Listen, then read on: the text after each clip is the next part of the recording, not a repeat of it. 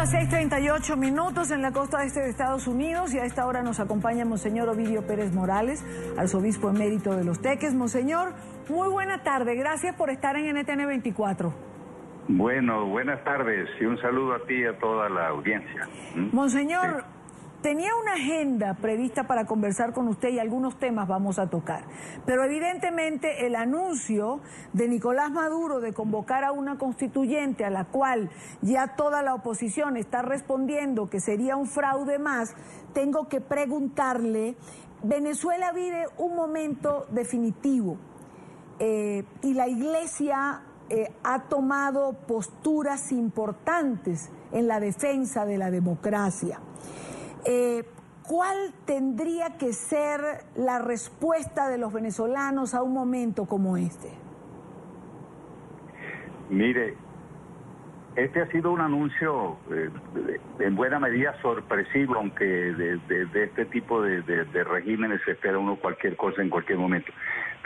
Esto, indudablemente que voy a hablar a título puramente personal porque no he dado lo inmediato anterior de la noticia, pues no he tenido oportunidad de compartir con hermanos, digamos, en el episcopado, pero interpreto, digamos, en este momento lo que creo se piensa, digamos, en común. En primer lugar, el problema en Venezuela no es una constituyente, el problema es la constitucionalidad, digamos, es decir, se tiene un elemento que no es el más perfecto del mundo, pero al cual se ha violado la Constitución de manera repetitiva. El problema no es ese. El problema, a mi modo de ver, no es un proceso constituyente o una constituyente, porque ha habido sectores de la oposición que en un momento determinado han planteado eso, algún sector de la oposición ha planteado eso. El problema es, digamos, el cómo hacer eso, el know-how, digamos, de la cosa, porque si es con los mismos instrumentos y las mismas trampas del régimen actual, pues eso derivaría en otra cosa, pero no un legítimo proceso constituyente que sería en un momento determinado una solución para los problemas del país, podría ser. El problema es el cómo. Fíjese, ya el presidente ha anunciado toda una serie de cosas como si estuviera ya redactando la Constitución, que si Constitución, que si comunal, que si esto, que si representante de tal sector. Eso no le toca a un presidente, eso le toca al soberano. Yo más de una vez he dicho que ante la grave crisis, que es una grave crisis global del país, se amerita que el soberano hable, que el soberano decida qué país quiere, digamos, qué nación quiere, qué república quiere. Bueno, y para esto una consulta electoral, una consulta al soberano que puede admitir diversas modalidades, pero en el fondo es al que le toca decidir. Pero la apelación por parte del régimen a una constituyente, dado los procedimientos que ha venido actuando, dada la naturaleza del régimen, pues no hace esperar buenas cosas, ni promete un horizonte tranquilo ni cosas deseables. Claro, estamos de todas maneras esperando una rueda de prensa que ha anunciado la Mesa de la Unidad para responder en bloque a esta propuesta. Ahora, Monseñor, no puedo yo obviar conversar con usted un tema que ha causado escozor, molestia dentro de los venezolanos en general y sobre todo dentro de los católicos, y fue la intervención del Papa Francisco señalando que en Venezuela había una oposición dividida y que en Venezuela había que intentar un diálogo. ¿Cómo dialogar cuando esta herramienta útil políticamente hablando en otros momentos fue utilizada por Nicolás Maduro para ganar tiempo? Uno revisaba las redes sociales ayer y se encontraba mucha molestia. Los principales líderes de la oposición respondieron también al Papa Francisco. Y yo quiero su opinión en relación a esto. Mire, en relación con esto, en primer lugar, una cosa simple, si se quiere, habría que unir lo que él dijo en el avión viniendo del Cairo a Roma, lo que él dijo allí en respuesta a un periodista, y lo que él formuló ya como una exhortación a la Iglesia Universal en la oración del pasado domingo, en la hora que se llama normalmente el Ángelus, que la oración que se dice en este tiempo de Pascua es otro. Lo que él dijo, habría que unir las dos cosas, porque en esa oración él se refiere a Venezuela, él habla de una situación dramática en el país, habla de los muertos, de los heridos, de los presos, de los familiares dolientes, es decir, habla de una situación muy conflictiva, dramática y dolorosa. Y habla también de la necesidad de buscar evitar la violencia y buscar soluciones a lo económico, a lo político y a lo social en general.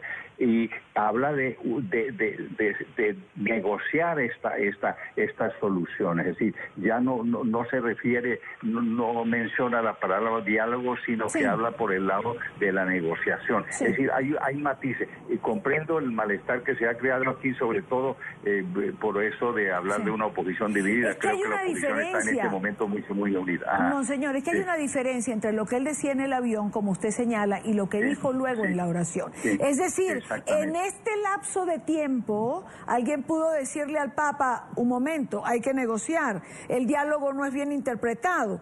¿O cree usted que quien no fue bien interpretado fueron las palabras del Papa Francisco? Mire, hay una cosa en la respuesta que yo en estos diálogos de avión, etcétera, muchas cosas se cuelan y hay que responder de inmediato y a veces no. Bueno, total, hay una diferencia entre lo que se dice así espontáneamente para responder a una pregunta en un momento muy especial, y hay otra cosa que es lo que se dice ya de manera reflexiva.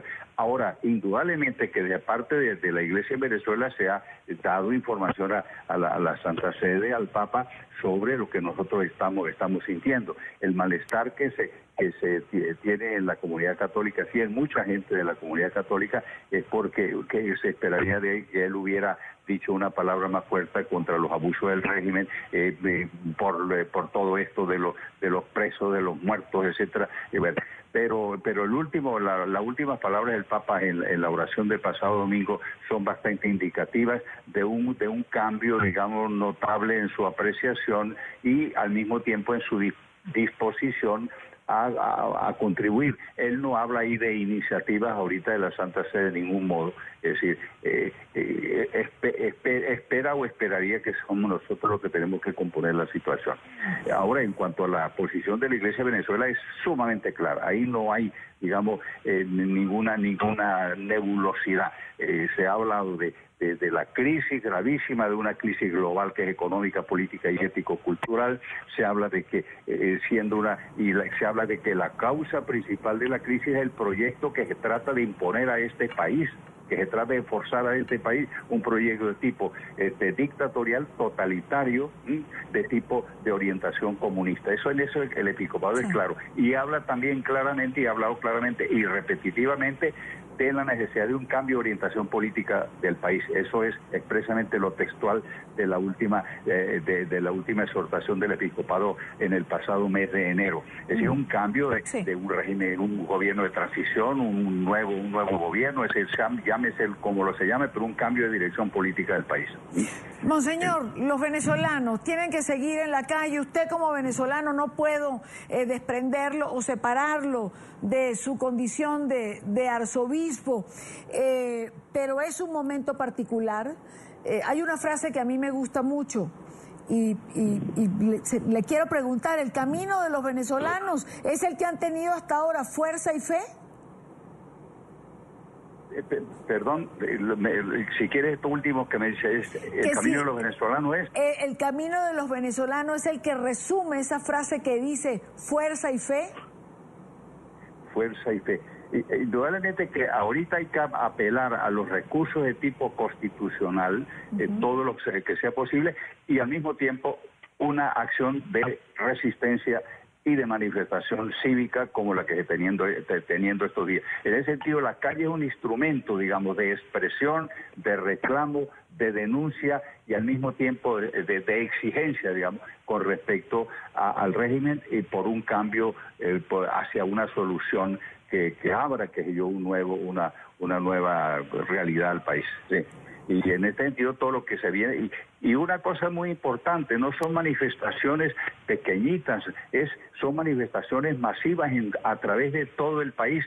Y una cosa que veo yo que ha sucedido es lo siguiente: Hace algunos años había manifestaciones también muy grandes, pero en un momento determinado que sé yo, iban en una línea que yo muy festiva, ligera, musical. Ahorita la gente que sale a la calle sabe que va a recibir perdigonazos, bombas, abusos y hasta muerte, y decidida se lanza a la calle. Es decir, que así ha tomado una conciencia mucho más viva, mucho más sólida, con un mayor espíritu de resistencia, y esto es muy positivo, de manera que hay que unir lo que puede hacer la Asamblea Nacional, lo que se puede hacer desde el punto de vista legal, etcétera, y lo que se tiene que hacer como presión. Y ahora este anuncio de presidente, no sé qué exactamente cuál sea la decisión de la MUD, que entre paréntesis se ha operado un proceso de confluencia mucho más viva de los sectores de la disidencia, la Asamblea, la MUD, la sociedad civil, muchas asociaciones y grupos y gente en particular que manifiesta unitariamente su decisión de otra cosa para el país, de un régimen que sea plural, democrático, en libertad, productivo, solidario, y salgamos de esta pesadilla que estamos viviendo.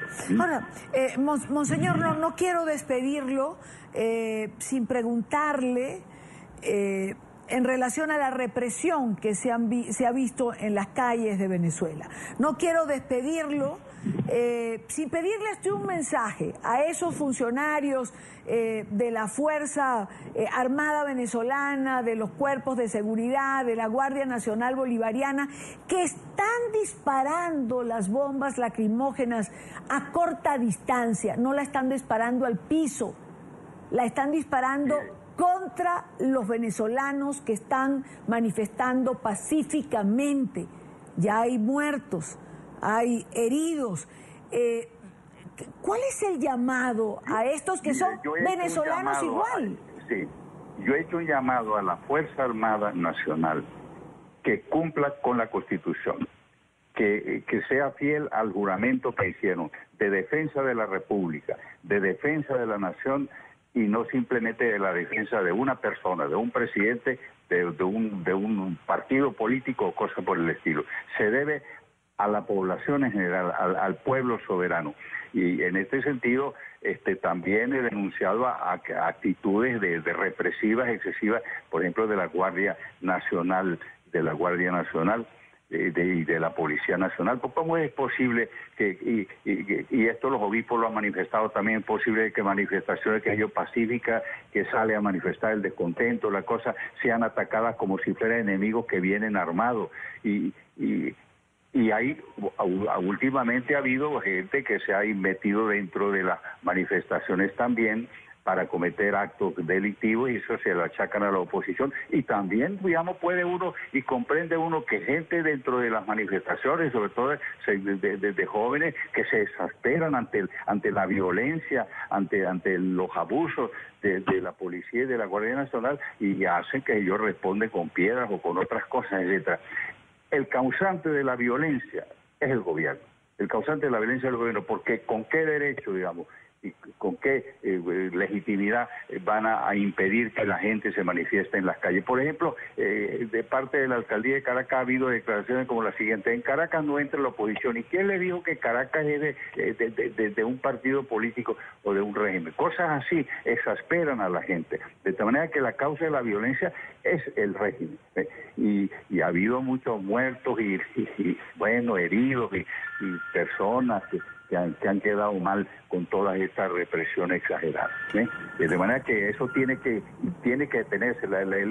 La Fuerza Armada no está para reprimir un pueblo y para ahogar la libertad, sino para abrir, en defensa de la Constitución, en el respeto de los derechos humanos, asegurar una paz en la República, una paz que sea digna, y no la paz esta que está actualmente el régimen, al mismo tiempo que habla mucho de paz y de ternura y de amor, está encarcelando más gente y persiguiendo que haya la disidencia y criminalizando toda oposición. Monseñor Ovidio Pérez Morales, arzobispo emérito de Los Teques, muchísimas gracias por estar con nosotros en NTN 24. Bueno, y Dania, gracias a ti porque sirve de canal de manifestación, porque aquí estamos bajo un control de los medios insoportable.